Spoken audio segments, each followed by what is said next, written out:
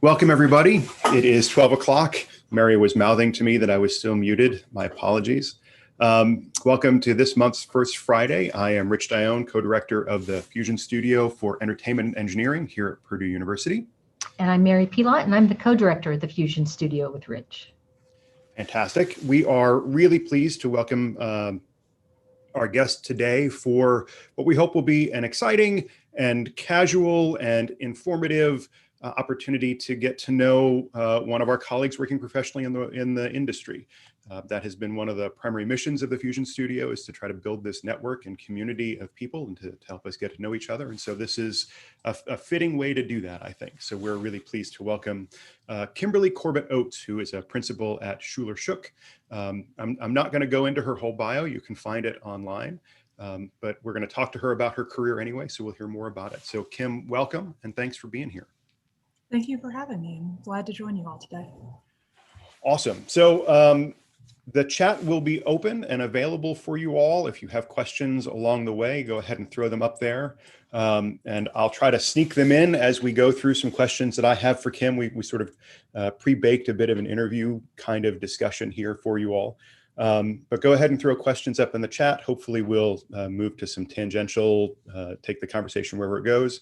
And there will be some time for question and answer at the end as well. So with that, let's just start out with the really basic stuff. I know we have some students on the call today, and there may even be some of our professional colleagues who think they know what a theater consultant is, or maybe have no idea. I know for a long time I didn't really have an idea what that was. And I wonder, Kim, if you could just talk to us a little bit about what that means. What do you do? What's a theater consultant? Yeah, absolutely. It's perhaps one of the hardest things that I need to do in my job is tell people what my job is. Or at least when I first meet someone, especially casually, I say, what do you do? I'm a teacher. I'm an engineer. People have an idea of what that is. Theater consultant. I usually get. So you design shows. You do the sets then. I said, well, yes, that's kind of my little side thing. Is that I still work on shows and do scenic design and lighting design there. But my day job as a theater consultant is the design of performing art centers, auditoriums, even houses of worship, really kind of any venue where people gather for these communal experiences.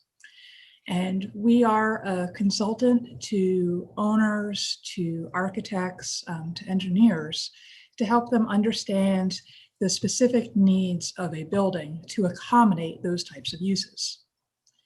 So from the beginning of the project, we'll work through planning issues. Things like, where do the dressing rooms go relative to the stage? How big of a stage might I need to do X, Y, and Z? Sometimes our role is helping to define what it is that you want to do. There's not an ideal theater that will do everything. You need to have goals in mind for what that building is going to do. And we take those goals and translate them into physically built solutions. So we do the planning part, and then we also do equipment design. I'd say the things that I design on the equipment side are the elements that you can see and touch. And you have acousticians who specialize in the oral experience of what you can hear.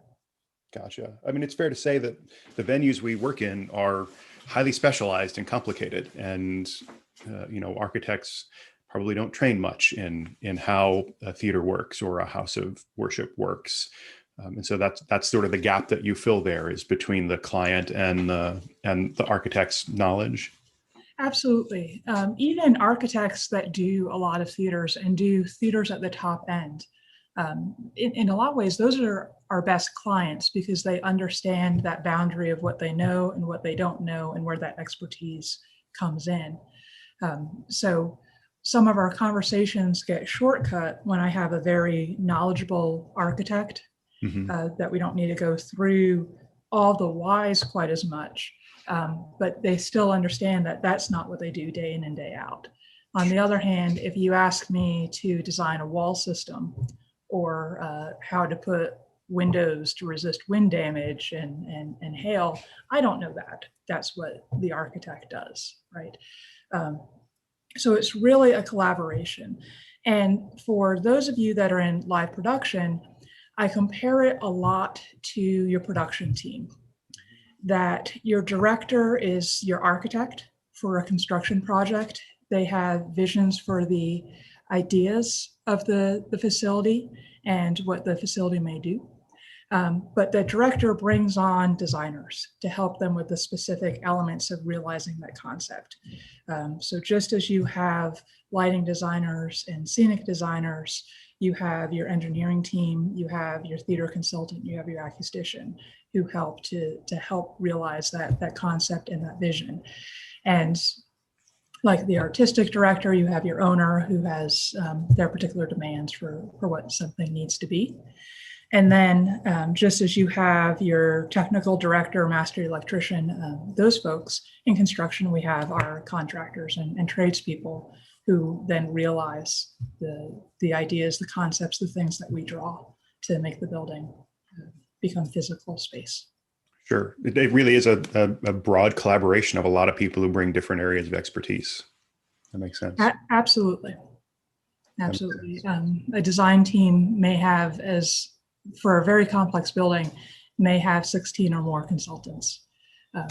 When you consider all the different specialty scopes, food service, as an example, has its own consultant on how to handle food service and restaurant spaces and places like that. Landscaping is its own specialty. We keep most of our focus inside the performance spaces, the planning for the audience relationships, both in the front of house, the lobby spaces, for the performer relationship and their experience in the back of house and coming to stage, and a bit for casual performance areas like out in lobbies and what have you. Sure. I guess, really good. Sorry. It's always hard to know when someone's done talking in Zoom, right? There's this weird lag. My apologies.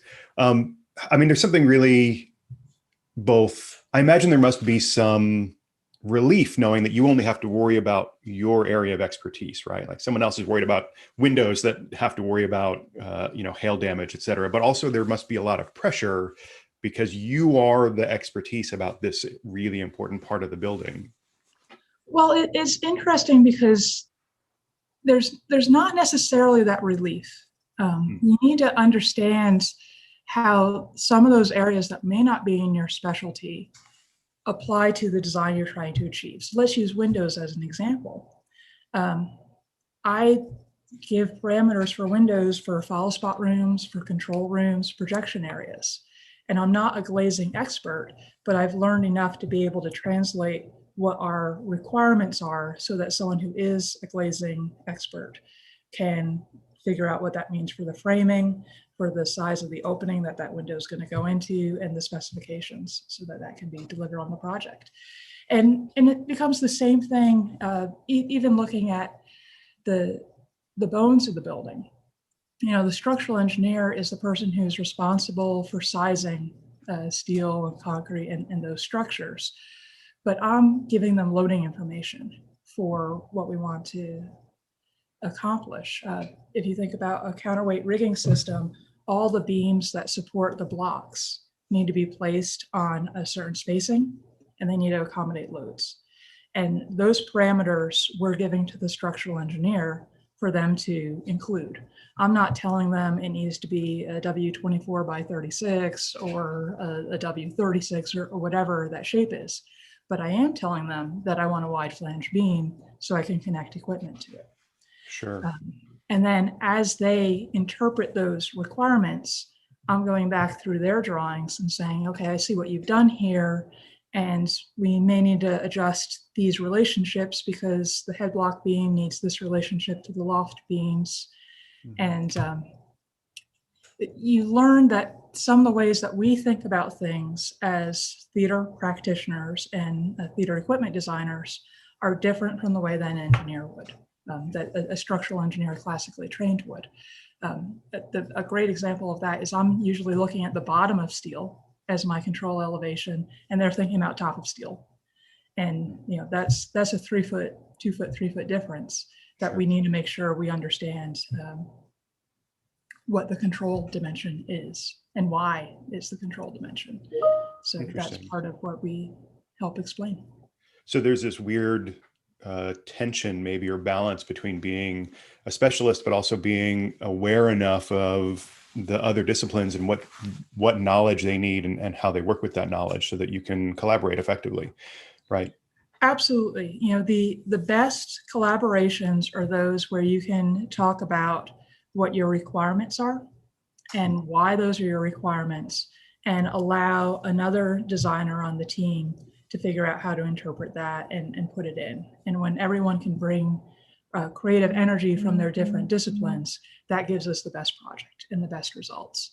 I work with some mechanical engineers. In this case, mechanical engineers are heating, ventilation, and air conditioning designers for a building. They're figuring out the climate control for the facility.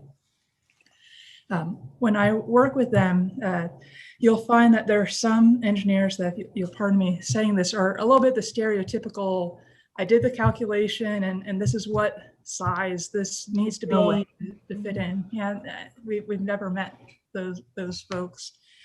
But then I've also worked with some, and so they need a little bit more handholding to say, okay, I understand you need a duct of this size. What if we change, what you really need is an area? What if we change the relative height and width of that so it can fit more compactly in this area? Can we do it? What ratio can you do and still meet the various noise criteria that you have and airflow criteria? But I work with some engineers too that work on a lot of performing arts facilities and are incredibly creative. And I think that's, jumping ahead a little bit, where that liberal arts awareness and background really can help influence and inform engineering to bring fantastic solutions that are beyond what the calculations might just spit out, but thinking about how to apply those to a space and think about it maybe in an unconventional way. Sure. And that is a great segue to the next question that I wanted to bring up. I was struck reading your bio that it starts by saying that you were a dancer. And I'm not saying that I don't believe you were a dancer. I'm sure you probably were. But what was striking about it is that to talk about yourself as a consultant and as an engineer, the first thing you say is you were a dancer. And clearly that alludes to connections between your passions for performance and storytelling. And I wonder if you could just talk about that. How do those connect for you, and how have they connected in your career? Absolutely. So I'll back up from that a little bit by saying that certainly within my firm, and typically for theater consultants, these are folks that come from a performing arts background. And that's key to what we do, because a lot of it is translation between technical requirements that the design team needs to document what a building is going to be, and the owner's requirements for achieving art. And understanding what those art forms are, what a day in the life of a performing artist is critical to being able to design these buildings well. Right? You need to understand, if I'm doing a concert, what type of lighting am I going to do? Where do I want that lighting to come from? How bright do I want it to be? If I'm doing dance, that's an entirely different lighting than for a symphony. And it's different from if I'm doing a play.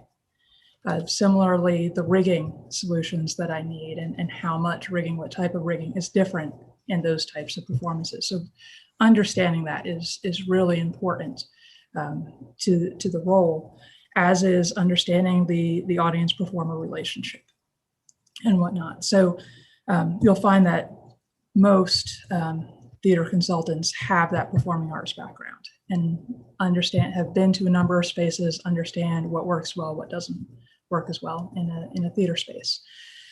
For me personally, I put that in the bio because that was really my first experience on stage.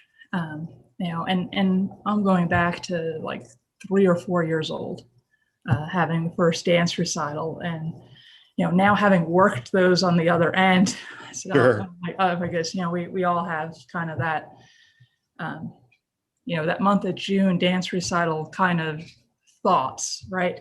But that was my first experience. And sure, I did the dance and whatnot. And I did it for a number of years. I don't want to dismiss that, up till college. But even then, while I was on stage and lining up and getting ready to go on, it was looking at all these ropes on the side, looking at the lights overhead. Man, this is cool. Sure, yeah.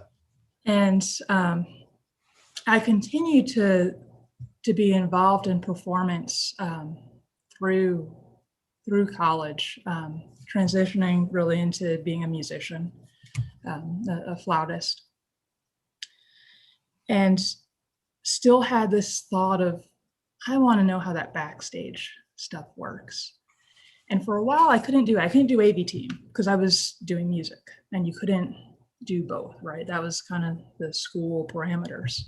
And I finally had a chance to work on productions in high school where I wasn't in the pit orchestra, so I could work on the musical and be backstage and be on run crew and have that experience. And, theater is kind of a drug. You got hooked right away on that experience. Sure. And really took that and grew into that as I moved into college. So I went to school as a mechanical engineer. Well, no, I went to school knowing I wanted to be an engineer. I didn't know what kind of engineer, but I knew I've always liked this idea of how do you put things together? How do you find solutions, that I love Legos and building things, and how do I build this on a larger level? My particular passions there pushed me to mechanical engineering from a mechanical design perspective, not what mechanical engineers that I work with now. I survived thermo is the way I'd put that. There are a number of theater engineering students from Purdue who are laughing, but also feeling relief that they too can survive thermo. You can survive thermo. Yes, You've done a great service by making that.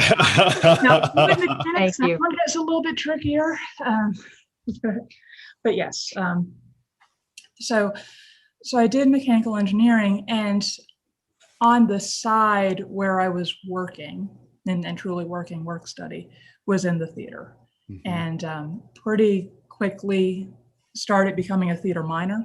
I didn't do the major because of the specifics of the school I was in, and it would mean adding another semester, which seemed a little silly if I was going to graduate in 4 years with an engineering degree to stick around another semester to get a theater degree too.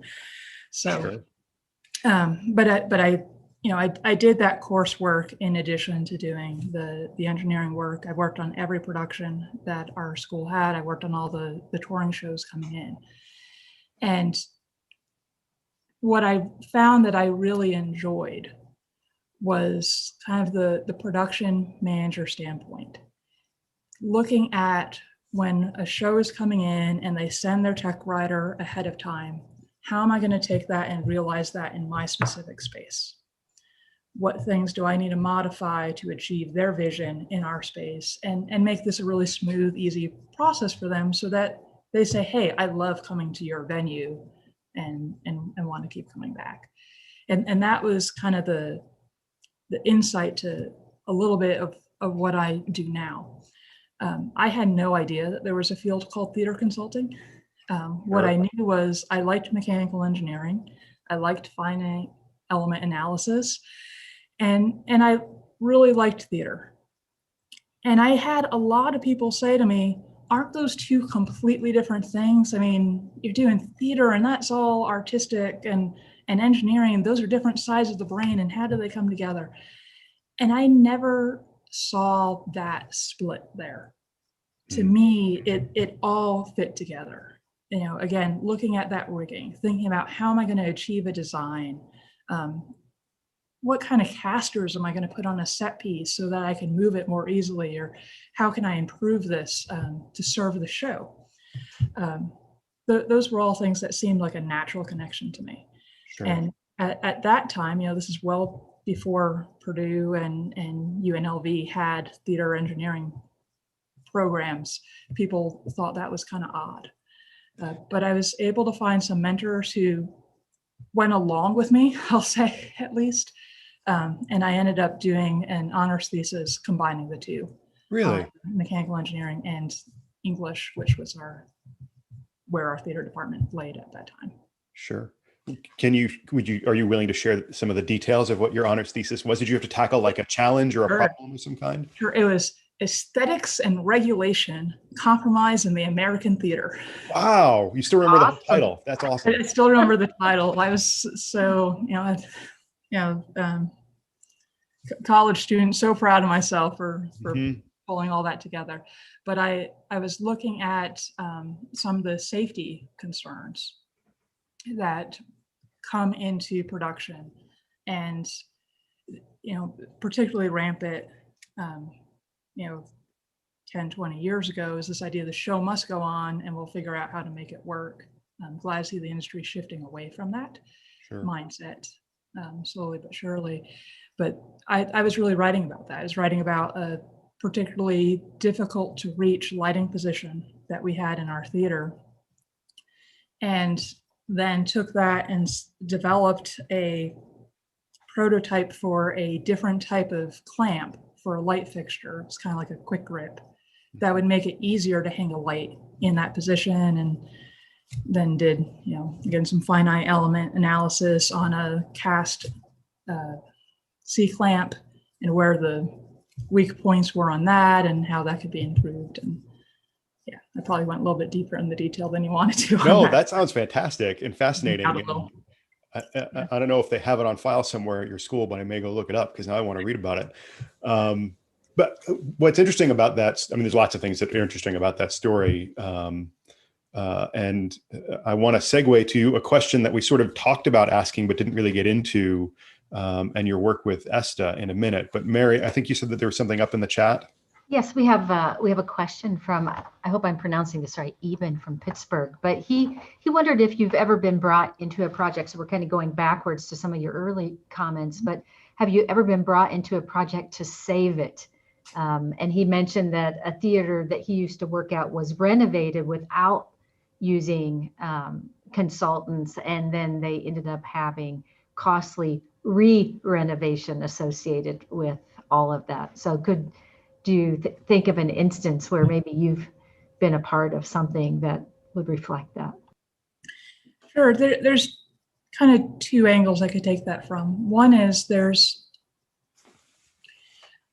ideally on a project, we're engaged very early on. And on some projects, we're even one of the first members on the team before an architect is hired. When an owner or a potential owner, someone says, I want to build a theater and I need to know what that is. And they'll bring us on and we'll do what's called programming to define the size of that space, what types of rooms may go in there, give some idea for the budget for that, and help them do what's called a feasibility study on some of those ideas. So sometimes we're in that very early, and there may not even be an architect involved at that point. A lot of projects were brought in when the architect is, so we're starting the initial design together. And that's great because all those early requirements about structure, about the heat and electrical loads that are required for the building, the planning and relationships, sight lines for the seating, those kinds of things were in early as it's coming up on paper. That's kind of the preference for how we want to work. Sometimes I get a call from someone who has a project about to go out to bid, possibly in a few weeks. So that means they're getting ready to ask contractors to tell them how much this will cost and to build it for them. And they say, we've realized that we might need some help on how this theater equipment works. And so then we're coming in pretty late, trying to figure out how to work with what's there, figure out what we can change, what we can't change. That's still before it's built, so there's still some opportunity there. For after it's built, I can't think of an example offhand of a newly built project that we've come in right afterwards. I'm sure there's some, but I can't think of any off the top of my head. But we do go back to built projects, and we do observations of installed equipment and help plan renovations to that. Sometimes that's as simple as a rigging observation, going through and saying, yeah, your equipment's in good shape, or here's the items you need to fix, and we'll help you put together a proposal that you can give to a contractor to come in and do that. Sometimes that's more cohesive, that we're coming in and saying, all right, so the sight lines from the balcony are bad. Here's some ways that we can fix that. You don't have structure in the 4-stage area, but you want to do something like what's behind me and hang some screens out there. Here are some things that we could do to do that. You want to add an orchestra pit, solving those types of problems we come in on. Sometimes those are buildings that have been around for 50 or more years. Sometimes those are newer facilities that didn't anticipate technology changes that happen pretty rapidly. I have to imagine that comes up a lot, right? Spaces that, the last part you said, they're spaces that didn't anticipate technology or changes in technology. I'm thinking about when I was in school in the 90s, firewire was the way to go for building a sound studio, right? And so everything was wrapped in firewire conduit and whatever. And then we look around and nobody's running audio over firewire. Everything is Cat 6 or better. And that's got to be, do you have to think about that as a consultant as well? Like, how do I sort of future-proof the things that we're doing? And is there an example where you bet correctly? And maybe is there an example where maybe you didn't bet as correctly and you go, oh, I wish we'd done something different? Yeah, so in my world, where that comes up the most is really on the lighting side. We've had changes in the last 5 years in the industry going to LED. That frankly have happened far more rapidly and been adopted more rapidly than we thought they would be. If you asked me 10 years ago when we were starting to see the LED fixtures come out, we said, yeah, you may have a few. And it is in a manner of years we went from theaters that were all dimmers to theaters that have no dimmers at all. Right, yeah. Which doesn't necessarily mean that they're all LED fixtures. So that's kind of fun twist to plan for and to manage budgets for too. So we certainly have that. When I started consulting, we were just transitioning from doing hardwire DMX to doing lighting networks and figuring out how much copper to put in or not. In terms of future proofing, what we do is we look at the facility, and you always have a budget challenge. I've yet to see a project where there's not a budget. And if you have a budget, you're going to have to rein in something to fit that. But within that, our priority tends to be looking at the infrastructure, making sure that we have conduit to locations, even if we're not installing the equipment at those locations on day one. If someone can only afford 15 line sets, I still want to make sure that the structure can accommodate, let's say, 30 line sets in the future, so that equipment can be added back in. Equipment is going to change. It's stuff that you can add later. We want to make sure the bones of the building can support as much of that as we can. So those things we certainly keep in mind as we're designing the infrastructure. Where we have more of a challenge and are going back to, as an industry, and are going back now, is really more in how our art form is changing. One of the biggest changes there is in immersion, and the image I'm using as my background really encapsulates that you see that there's some projection on the sidewall. We're bringing color out. Even in an end stage room, we're moving away from the production being just what is in front of you and bringing the production out around the audience. I think part of this is to help set apart what we're doing as an experience away from all the streaming on-demand technologies out there, right? What do we do about storytelling that makes people want to come out to at a specific time to see it? And this is one of the elements that we've really adopted, and I think it's great. It allows us to transport audience members and gets away from these fourth wall ideas and really surround people. That technology around the house is something that wasn't really a dominant concept 10, 15 years ago. So that wouldn't have had as much infrastructure planning for it. Now we're putting that in, but then, we didn't guess that that's where it'd be going. Sure. One that we got right, a very specific examples. I had a college that said they couldn't afford to do an orchestra pit lift. They needed an orchestra pit, and we would do it with platforms. And we said, let's design the concrete and the power systems and whatnot to accommodate a lift in the future, even though that adds a little bit of the cost back in. And sure enough, within 3 years, they took out the pit filler and put the lift in. Wow. So that was a really good call. I bet they were incredibly grateful for having been encouraged to spend that little extra money early on. Yeah, because trying to put some of that back in later, having to redig a deeper pit, those are really expensive to do after the fact. Yeah, absolutely. Fascinating. I'm watching the clock. We're getting some more questions in the chat. We're not going to get to all the questions that I sent to you earlier. And we have at least one person who's raised their hand. So if it's all right with you, I might just sort of go to the chat, I think, and see what that brings. And I know that you've got some, one of our questions was, what are some favorite projects? And you've got some images to share. I think that's one of the questions that have come up in the chat as well. But Elena asks, can you, or what has been the most challenging project you've worked on and why?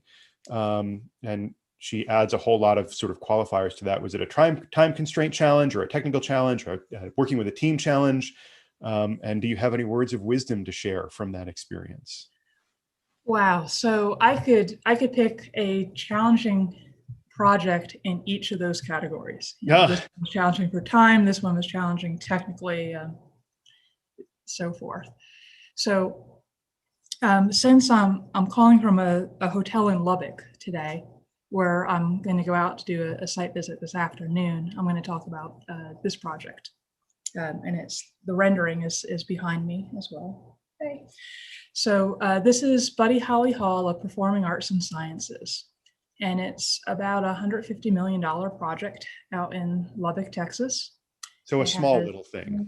Yeah, just a small little one. As a 2,200 seat large hall that you can see up here, a 400 seat small theater, a multi-purpose room, an attached ballet school with studios, a catering kitchen with a restaurant that'll operate out of the facility, and wow, lobby and back of house spaces to support all that.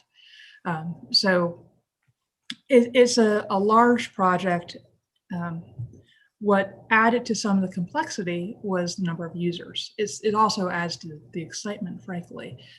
So we're doing I'll say, typical Roadhouse concerns, that we're designing this to be a Broadway A-tour house that could bring in full tours. There's a local symphony that will perform here. Those are all kind of typical for this type of space. Obviously, the ballet school that's attached will perform here as well, so we accommodate the ballet. But then one of our other users is the local school district as a partner. And they want this to be one of their centralized auditoriums. They want it to be a venue where they can host statewide competitions. And all of that has very specific requirements. The other thing that happens is when you mix, let's say, a crowd that's going to a country western artist with a school audience at the same time, there's some very practical concerns that happen. That top artist, or country artist, is going to want to sell liquor at their event. And the school district is going to say, we want no alcohol within our parameters. So we had to look at how we could design this building to work cohesively, where all the spaces are used for the school competitions. And it feels welcoming and a great community space, but then also be able to partition it off when we have these different events happening and still keep operations smooth and not as separate buildings. So operationally, there were a few challenges there. For the main audience area, fun and kind of exhausting process was designing the balconies. And this gets to some of our planning and really working closely with engineers and architects. We wanted to keep a pretty intimate experience for all of our audience. So it's not a very long building. Instead, we pushed people up. And when you go to a higher balcony, it brings those people from the back closer to the stage. So that's good. But as we do that, and as we get closer, those sight lines get steeper and tricky. This is also a horseshoe-shaped room, which adds to some of those side sight lines. So when you go to the balconies in this venue, in each balcony, there is one row that is flat, as you might expect, and curved in plan. And the rows below it smile down through the slab, and the rows above it smile up through the slab. And to figure out how much we were changing those rows through each environment, or through each seat, we actually did chair by chair studies. Looking at the sight line, we relied pretty heavily on Revit for this to figure out if the chair in front of me is at this height, then where do I want the seat behind it to be? Sure, yeah. And really define almost as a coordinate system what was happening on all of those balcony rows and look at it three-dimensionally. So that was complex in the design element. But then we went into thinking about engineering. And there's a bit of a handoff between how far I go thinking about engineering on a project for the specific product design and what the contractor does. I'm not designing the size of the bolts, not calling out steel shapes necessarily. I'm giving parameters for how something needs to work. I'm thinking about the space that fits in, but the specific machinery design, or in this case, a chair design, is going to someone else. Sure. When you have a floor that slopes like this, and you have chairs on it, you don't want the chairs to be parallel to the floor, because then everyone is sitting like so. So each chair had to be adjusted so that the seat pan would be flat, and so that the backs all fit and look aligned, and it's not obvious to someone looking at it that the chairs all slanted. And then we had to define, all right, once we do that, the armrest on the left and the armrest on the right aren't at the same height. And what is our tolerance for that? So we had to do a number of studies. We did mock-ups, sitting in chairs and feeling what was comfortable.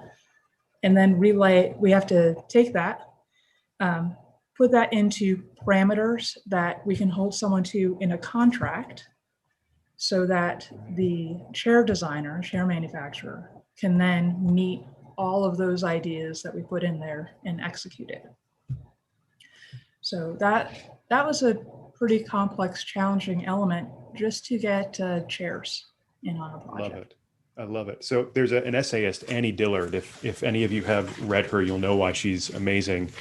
She grew up in Pittsburgh, and she has a memoir called An American Childhood. And she talks about, as a kid, her neighbor was an architect and gave her a drawing book, right? A learn to draw book. And she writes a lot about discovering and being amazed by the fact that drawing exercises, there's a 5-minute sketch of a still life and a 15-minute sketch of the same still life and a 30-minute sketch of the same still life. And they cause you to focus on different levels of detail, right? And I'm just sort of reminded of that, because I don't know that it would occur to me that the level of detail of the arm height is a bit of chairs on a ramped or an inclined floor. It's clearly something that needs to be thought about. And as you sort of think about a a large project like a building, there is the macro view of the whole thing, and then you have to also think about that sort of real detail level stuff, and that you can spend hours and days and weeks and months, I'm sure. That's fascinating. There was a hand up earlier, Eric. I'm going to say your name wrong, I think here, Breakjern or Breakjern. I'm going to go ahead and unmute your mic so you can go ahead and ask a question if you're still ready.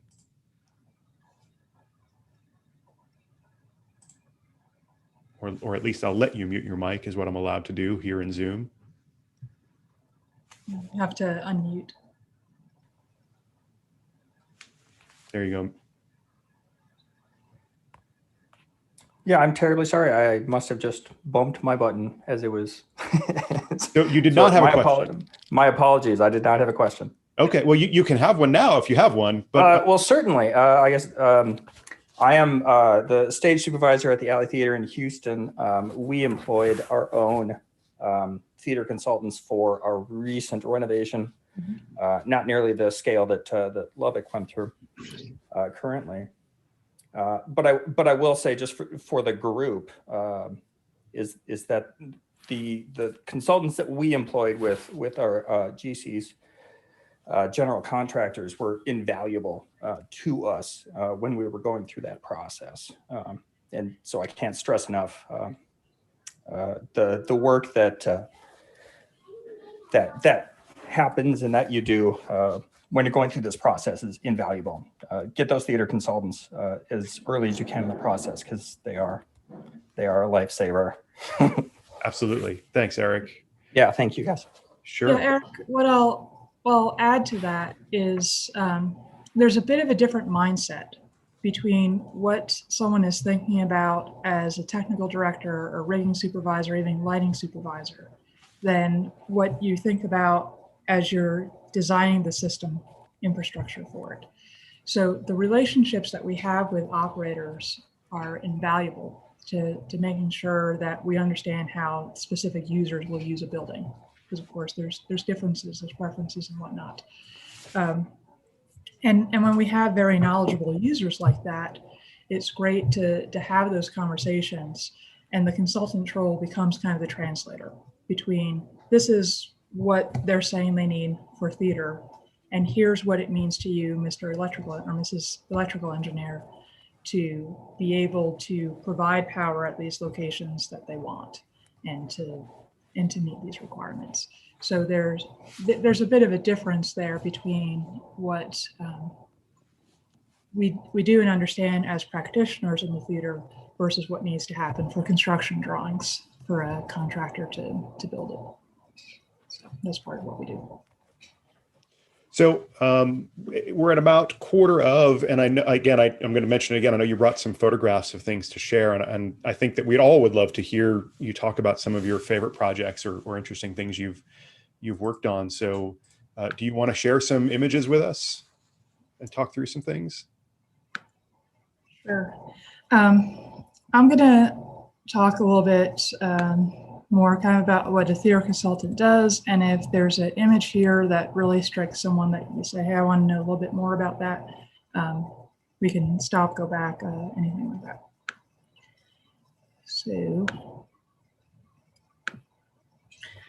So I mentioned earlier that we have a design team that puts the whole project together, and this is just a list of different players that might be on a project.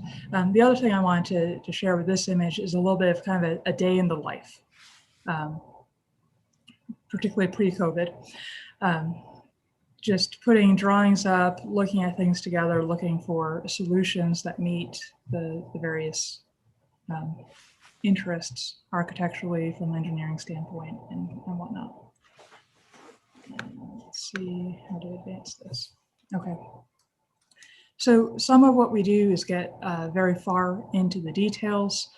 Here's a range of different catwalk elements that we've done there. These are, many of my pictures tend to be work in progress from site visits, particularly in details. So yes, the pin rail here does not have any pins in it, and it did eventually, just not on that particular day. but looking at different catwalk requirements, understanding different users as to whether we want a catwalk. This is one that's kind of fenced in, so it has a higher degree of protection, if you will. Might be really good for a high school user versus one that has a lot of adjustability in the pipe height for a more professional user. I think most of you in theater have seen this. These are the equipment elements that I am designing after we've given the structural loads to our engineers. More just kind of getting into the details of what we do. So there's rigging sections, there's gridiron planning, coordinating how the conduit runs across the gridiron, not be in the way of something else. We look at lighting systems and infrastructure. Of course, this is an old picture with old equipment that I didn't update. And I think I clicked through too quickly. Yeah, let's start in the middle. So here's the shiny. I look at lobby spaces, and we look at how these can really serve the public. This one on the left is one of my favorite projects at Moody Performance Hall. This is one where my firm also did the architectural lighting design, which is a little bit of a different animal from the theater planning in here. But you know, this is a building that's really there for community users. We interviewed about 65 different arts groups around Dallas that weren't performing, or sometimes perform, but mostly were small to mid-size groups and weren't performing in the big venues in town. They were spread out in little kind of basement type theaters around town. And we wanted to create a home for them in the arts district as a place to kind of grow their audiences, show that they're really, you know, moving up and showcase them. So this building is operated by the city. We had to think about what that means in material choice, that it would be easy to maintain, inexpensive to maintain, and last for a while, but also how it could be welcoming to the community. And this lobby is one area where we were really able to capture that. There's kind of these large tiered stairs in the middle that could be used as seating area for performance down below, or can allow audience on the lower slab while performers are up on it. So even lobby spaces, as I mentioned before, play into how performances can happen. We think about the outside of projects. This is down in the Rio Grande Valley. It's University of Texas RGV. And really a fun project here. This is inside is a concert hall. Something that I enjoy about this project and what we do is when I'm working down in the valley. So Rio Grande Valley is as far south as you could go in the continental US and still be in the United States, right? It's the border towns with Mexico. And when we work down there, the culture is very different than some other places, than Mid-America, for example. And we're able to embrace that and use that to inform the design, so that this venue is designed to accommodate more flamenco and folkloric ballet and things like that. And it's really fun to have a building that has a sense of place and ties into the people in the local culture and working with them. This is also down the valley. This is the Mcgowan Performing Arts Center. Here, some of our challenge was looking at catwalk positions with these really complex art that are happening overhead, you know, a little bit towards Radio City in a dressed up way. I mentioned doing sightline studies. So just for those of you that kind of geek out on drawings and things like that, I thought I'd share some of how we look at that and adjust balconies depending on criteria for a specific space. Look at back of house areas. Here are just some images of how different spaces can be. thinking about what happens out in the audience area, how we accommodate lighting and things like that. So those are a few examples of the work we do. I had Rich, I don't know if there's any questions or specific items that people would like to dive into. Well, those are beautiful. So many cool things. There was a big winch at some point in some rigging that you floated through that I certainly was excited about, but I want to leave open. We've got about 10 minutes left before we're done for the day here. So this is a good opportunity to open it up to the room. If you have questions about any of the images you've seen that Kim has shared that you want to ask some follow-up questions on, or if there are questions in general that you have, feel free to go ahead and raise your hand or throw it up in the chat.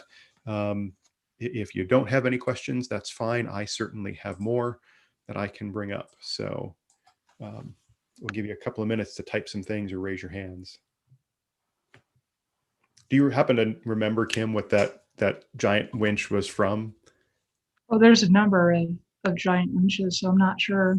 There probably are. That's all right. Which one that is. I was actually going to pull up another one while you were talking. I'll see if I can soft shoe for another couple of seconds here while you find the photo. We were talking earlier before y'all got here about the travails of going from 2 monitors when you're doing these kinds of things to 1 monitor, and now you got to flip through all these screens to find stuff. While Kim is looking, Chesney has asked, how much of the support area do you work on? She says, I know you've worked on the main theater space, but do you also work on the scene shop, storage areas, et cetera, if those are needed by the venue? Is that part of your purview? It can be. The degree, how far we go varies from project to project and the needs. So for a scene shop, on some projects, we're saying, you need this much space. For some projects, we're doing equipment layouts and working closely, hopefully, with the technical director, because scene shops are very personal spaces. They are, yes. So working with them, certainly looking at flow issues from the idea of materials coming in, being assembled, being painted, going to stage. We talk about those kinds of things with the architects and help them plan that as well. So we do some planning. The extent depends on the project. Gotcha. Similar for costume shops too. Again, I think you could get all the costume designers, costume shop managers, in the same room, and no two will agree on what that shop layout should be. But we try to provide space and flexibility so that the users can make that work for them. Sure. I think it's true. If you were to get 10 TDs together, you'd have 10 different designs for a scene shop, and 10 costume shop managers together, you'd have 10 different designs for a costume shop. Absolutely. At least 10. At least 10. Right. I might have 2 in my head that I would like for a scene shop. We got 2 really interesting questions that came in the chat, both of which are probably a half hour long each, but we'll try here to squeeze them both in. The first is from Barry. How do you approach architects that have not worked with theater consultants before and may not have any theater experiences? What does that collaboration start to look like? Sure. I'll say, let's say that I've already convinced the architect, or someone has convinced the architect that they want to work with a theater consultant. So we've made that, and now we're getting into working together. A lot of our role becomes education. And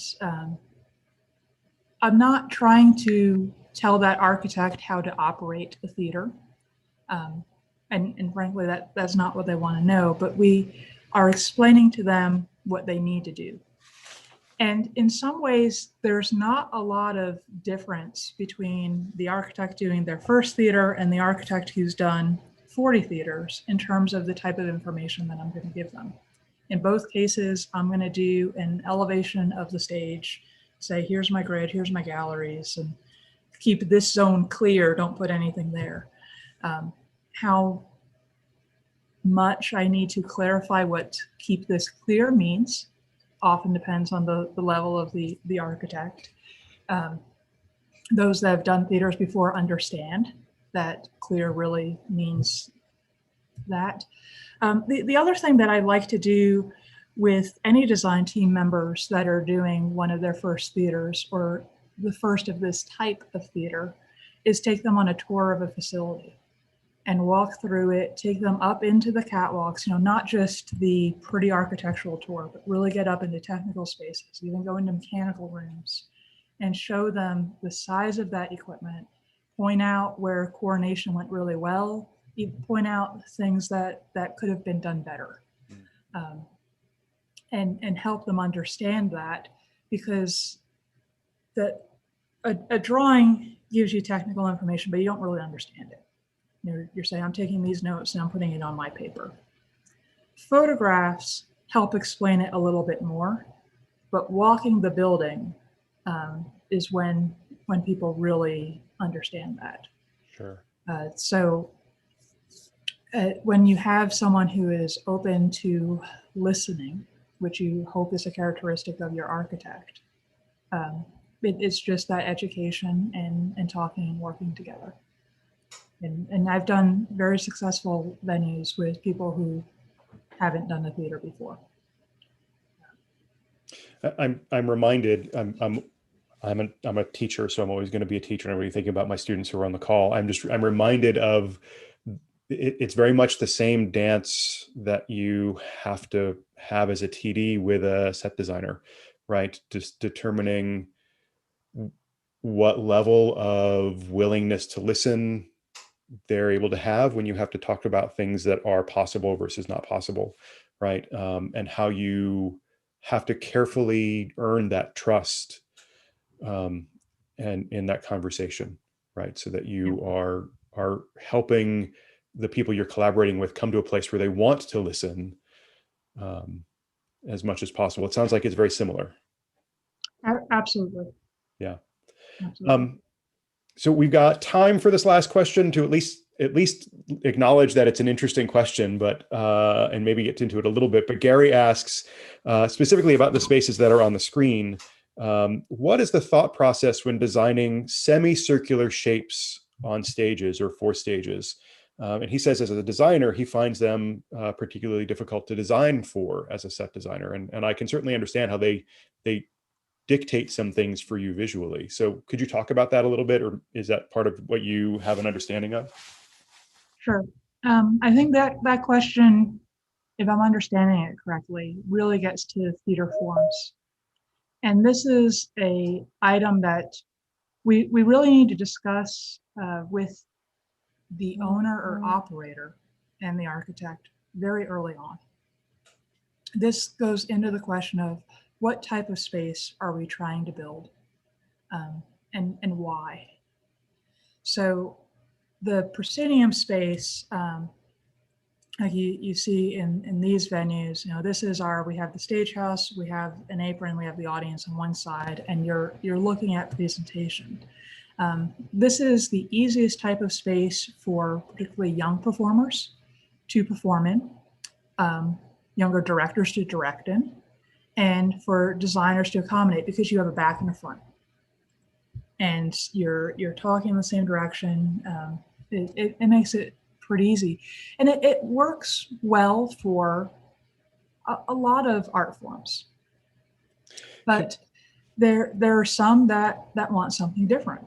So when we get into thrust stages, these types of venues work differently. And understanding that this type of space is used and operated differently is really important. I think this is a little bit of what you're getting at, Gary. When you have this thrust space, particularly this one at the theater school at DePaul on the left, with this very prominent thrust, this is not a space where you can do tall scenery. You're talking about more chandeliers and elements like that dropped from above, and more set dressing type pieces with maybe some backdrop behind. But the advantage to this kind of space is that it brings the performers closer to the audience and vice versa. So there's more of a sense of intimacy in these areas. You're also letting the audience see more of each other. And that can be a desirable characteristic as part of that shared experience, that you look across, you see that person's laughing, and you're laughing too, and it's a moment that you've had together. So these are high in intimacy, but much harder to direct in. It's harder for actors to perform in because they need to address people around them on 3 sides. And of course, when we go in and around, it's even more than that. But when you're looking at a cabaret experience, like the example, the setup, in this case on the right, it's great. You're up closer to the performer. You could be right there seeing the musician, plucking their strings on the guitar. It's great. I think another form would be the flexible space, which could be reconfigured depending on what you need. And again, that would change the staging, the scene design, the lighting design. All those elements need to change depending on the production, and the infrastructure of the space, going back to that idea, needs to accommodate that, understanding that there's going to be different configurations. I appreciate that answer, Kim. And Gary has just added a little bit of clarification. I wondered if I didn't actually communicate his question clearly. Some of the proscenium photos you had show a curved apron versus a rectangular or a rectilinear apron. And I think that may have been what he was really trying to get at. Is that an architectural choice? Is that a client's kind of choice? Is that something dictated by something that comes out of the consultant process that, maybe orchestra lifts are easier with a curved front? I don't know. Yes. So Gary, I apologize for going to theater 101 on you there. The stage front is one of the elements that evolves as we look at the seating bowl and the stage itself. So how tight of a wraparound we want for the audience helps inform that. When we curve the audience, we're able to get more people closer to the stage than when we do straight rows.